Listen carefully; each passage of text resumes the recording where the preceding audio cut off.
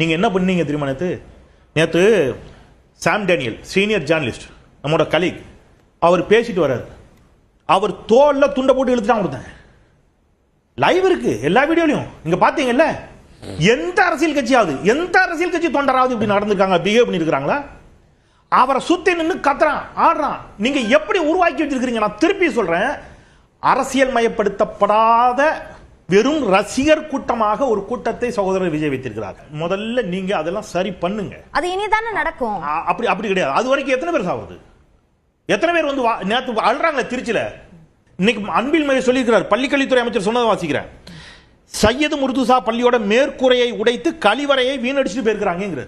நீங்க நல்லா வாங்க, என்ஜாய் பண்ணி உங்க தலைவரை கொண்டாடுங்க. அரசு சொத்துக்களை சேதப்படுத்தணுமா, அரசு பள்ளிகளை சேதப்படுத்தணுமா? இது ஒரு இடத்துல இல்ல. நான் திருப்பி சொல்றேன், வள்ளுவர் கோட்டத்தில் ஆர்ப்பாட்டம், சென்ட்ரல் மீடியன் ஃபுல்லா உடைச்சிட்டாங்க.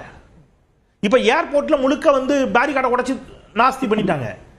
போர்க்களம் அவங்க கட்சி தலைவர் பேனரை கிழிச்சு தூக்கி தூரப்பட்டாங்க.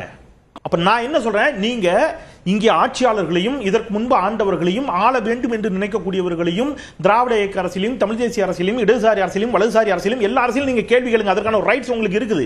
அதற்கு முன்பாக ஒரு அழகான பக்குவப்படுத்தப்பட்ட அரசியல் மயப்படுத்தப்பட்ட ஒரு இளைஞர் கூட்டத்தை உருவாக்குங்க. ஒரே ஒரு